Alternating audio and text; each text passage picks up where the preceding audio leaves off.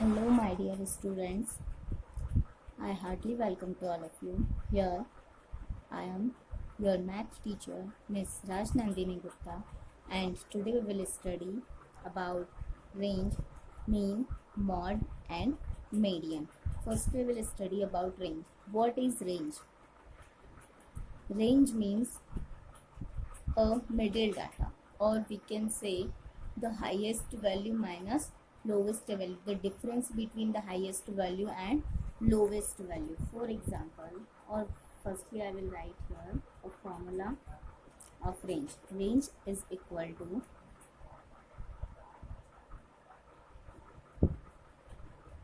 highest value minus lowest value. So first of all, we have to find out the highest value of from given data, and then we have to find out the lowest value from the given data. For example, I have given you 5, 3, 7, 6, 12, 15. Okay, now see firstly the highest value. Which is the highest value here? Highest value is 15. And which is lowest value? Lowest value is 3.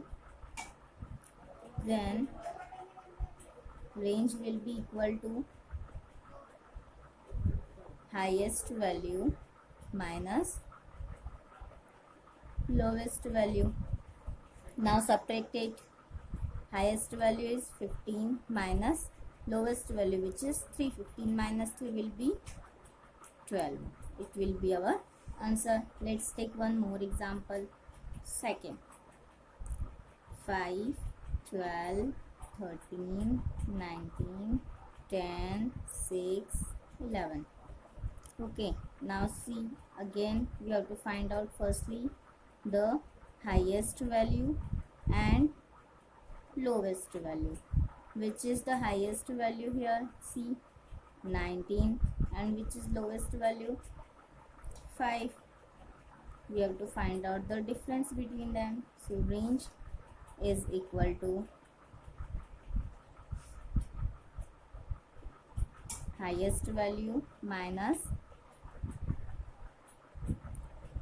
lowest value. Now subtract it. Highest value is 19 and lowest value is 5. 19 minus 5 will be 14. It's our answer. Okay, now we will do the second topic. We will solve second topic, which is mean. Mean बोलो या arithmetic mean दोनों same होता है. ठीक है, इसी को हम एवरेज भी बोलते हैं. ठीक है, मीन्स किसी भी जैसे किसी क्रिकेटर ने कितना ज़्यादा स्कोर किया है अलग अलग इसमें, और तो उसका हमको मीन निकालना है कि उसका एवरेज स्कोर कितना हुआ. तो उस टाइप से हम इसको सॉल्व कर सकते हैं. ठीक है, इसके हम कुछ एग्जांपल्स लेते हैं. फर्स्ट पहले मैं आपको इसका फॉर्मूला बता देती हूँ. Mean means is equal to sum of all observations. Sum of all observations divided by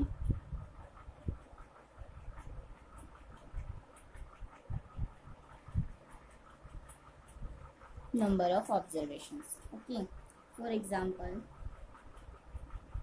I have taken here some numbers which are 5, 7, 5, 9, 6, 4, and we have to find out mean. So mean is sum of all observations. So we have to sum all, add them. 5 plus 7 plus 5 plus 9 plus 6 plus 4 divided by, count how many numbers are here. 1, 2, 3, 4, 5, 6. Observations means जो data हमको दिया हुआ है, और number of observation means हमको उनको count करना है कितना है, और सम मीन्स तो सब आपको पता ही है, एडिशन करना है उनका. ठीक है, now add them. 5 plus 7 will be 12. 12 plus 5 17. 17 plus 9 26. 26 plus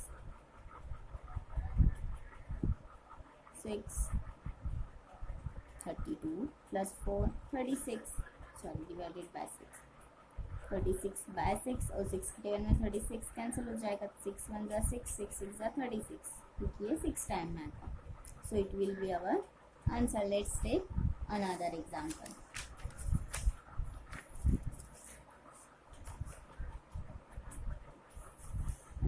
Now solve the another question which is given to us 7, 6, 3, 5, 4. Okay, and we have to find out the mean of these numbers. So now find what is the formula of mean. It is sum of all observations divided by number of observations. Sum of all observations क्या हो जाएगा, सबको सम कर देना है, तो add कर दो 7 प्लस 6 प्लस 3 प्लस 5 प्लस 4. इसको डिवाइड करना है किससे, नंबर ऑफ ऑब्जर्वेशंस, कितने नंबर से काउंट करो 1 2 3 4 5, सो डिवाइडेड बाय 5.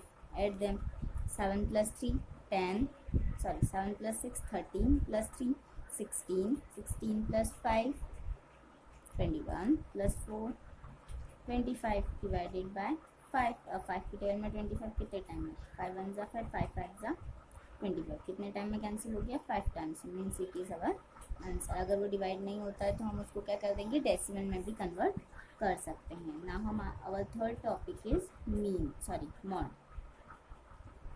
मॉड क्या होता है, mod means most repeating number या मोस्ट रिपीटेड नंबर. ओके, ऐसा नंबर जो सबसे ज़्यादा बार रिपीट होता है. जैसे मैंने आपको एक क्वेश्चन दिया 5 3 6 2 4 3 3 5 7 3. अब देखो कौन सा नंबर बार बार रिपीट हो रहा है, यहाँ पर 5 है, कितने टाइम आया 1, और देखिए 1 2 टाइम हो गया, और 3 कितने टाइम आया 1 2 3 4 times, 6 1 time, 2 1 time, 4 1 time, 7 1 time. सबसे ज़्यादा बार कौन सा नंबर रिपीट हुआ, तो यहाँ मॉड हो जाएगा इसका 3. ओके, वन मोर एग्जाम्पल देखते हैं. जैसे मैंने दिया 3 12 3 6 9 4 4 4 3 3 7 4. अब देखो क्या आया मॉड, यहाँ पर देखो 3 सबसे ज़्यादा बार रिपीट हमको क्या दिख रहा है, चलो बताओ 3 और 4 कितने, 3 कितने टाइम है, देखो 1 2 3 4, 3 आया है 4 टाइम्स. ठीक है, अब 4 को चेक कर लेते हैं 1 2 3 4, 4 भी कितने टाइम आया 4 टाइम्स, मीन्स मॉड क्या हो जाएगा, दोनों सेम टाइम आया, मीन्स मॉड क्या हो जाएंगे दोनों. एक से ज़्यादा मॉड भी हो सकते हैं. ठीक है, और नेक्स्ट टॉपिक इज मीडियन. अब मीडियन क्या होता है,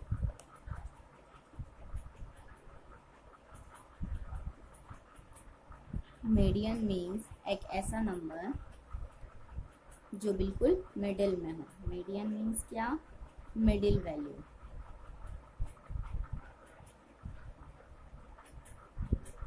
मीडियन मीन्स मिडिल वैल्यू. जैसे मैंने एक एग्जांपल के लिए आपको दे दिया 7 6 3 5 4. अब ऐसा नहीं कि इसमें जो मिडिल वैल्यू होगी वो हमारा आंसर हो जाएगा, नहीं, हमको क्या करना है, उसको पहले एक अरेंज करना है, या तो असेंडिंग ऑर्डर में या फिर डिसेंडिंग ऑर्डर में. सो अरेंज इन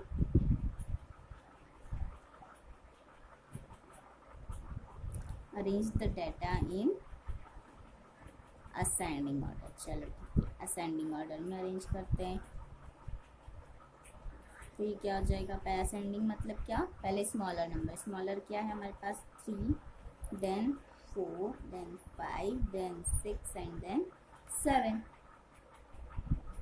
अब हमको यहाँ पर क्या करना है, उसको कैंसिल करना है.